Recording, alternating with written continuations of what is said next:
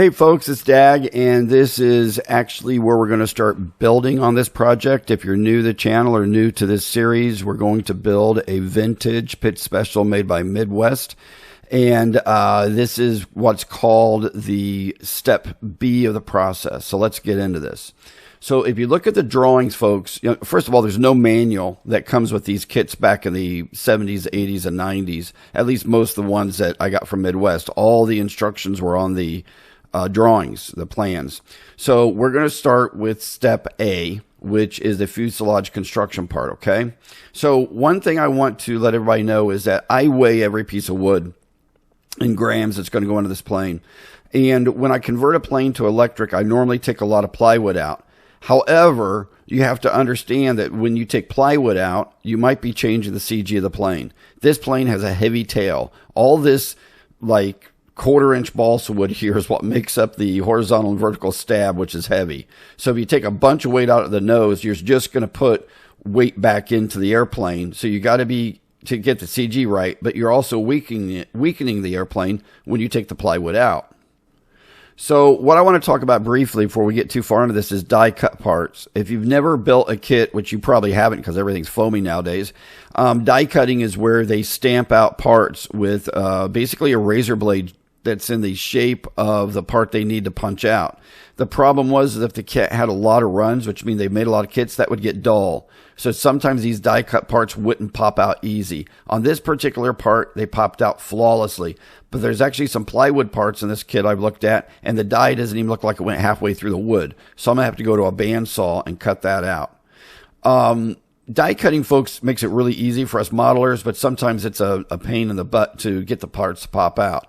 This piece of plywood right here, and it's very hard to see it, there is this is one piece of a side of the fuselage, and this is it popped out.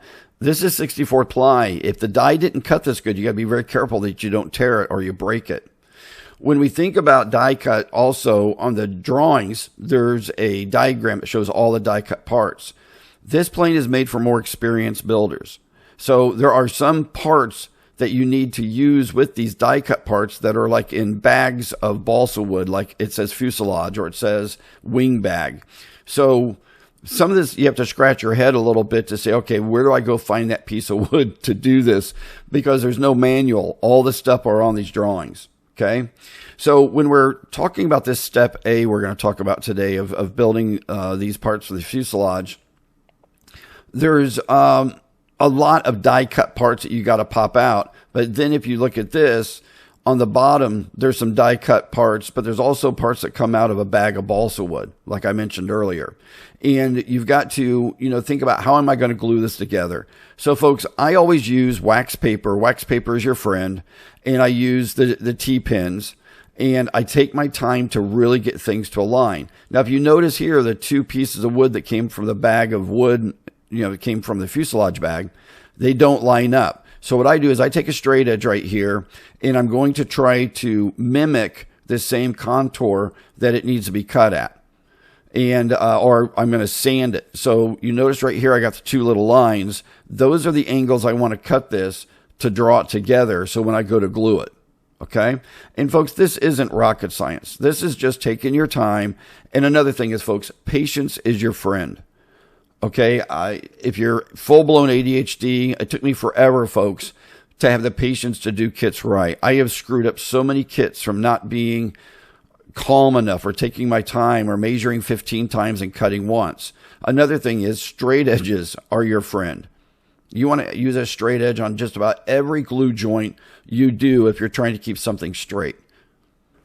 One of the most important things about building a kit, folks, is building a straight kit. I don't know how important it is to emphasize how you want a straight kit.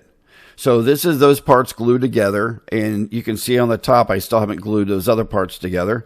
But folks, this is basically how you want to build straight. Now, I take this and lay it on the drawings just for kind of a gut check to make sure, yep, it's straight. It lines up on the drawings, and I'm good to go. Now what I do is I transfer some drawings or lines from the drawings over to my building board, because folks, this is a drywall building board. I have 2 layers of drywall on this table of mine, so I can stick the T-pins into it. So when I start to glue pieces and parts like this, another thing is, folks, I love Speedy Bond. I don't know if you've used it. It's a really great glue. It dries in about 5 minutes, fully cures in, I don't know, half hour, but it's really kick-ass. So here's my picture that I just dropped in there. So, but folks, Speedy Bond, I love this stuff. Okay, you can find it on the internet. Also, a sanding block is your friend. This is one I 3D printed because I wanted to do kind of certain things. But folks, you want to take your time and really, really do this right. Another thing is, don't build 2 left-hand sides of the fuselage. Don't ever lay stuff out like this. You want stuff laid out so you know you have a left and right, just like this. Because if I go to glue things onto this and had it the other way, I'm building 2 left or 2 right-hand sides of my fuselage, and you got to be really careful. There's also little pieces like this that they'll have that you have to sand down and remove, because you want to be able to have that longer glue surface right there. But when you sand it down, it really got a good bond right there. Okay. I call that an overrun. I don't know what the real word is, but when the overrun a piece that you've got plenty of gluing surface. So here's where you want to make sure you have that left and right hand side of the fuselage, folks. Okay. And I have built 2 left wings once in my life, believe it or not. And I was just so upset. I always mark where my glue's got to go. Okay, now look, folks, everybody has different techniques in building these airplanes. I'm just sharing my technique. So I just put on the glue really heavy. And you want to be careful, though. If you get glue everywhere, it's just a mess. So I take a popsicle stick, I smear it all over the place, and then I'm going to put the piece of plywood on there. Now, the glue will let things slide around. So I actually create a T-pin perimeter around what I'm gluing so it can't slide around. And then I take my miniature sandbags and I weight everything down. And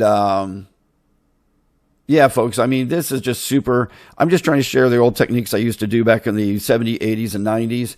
And so basically, this is where we're at. This is the end of step A on the plans.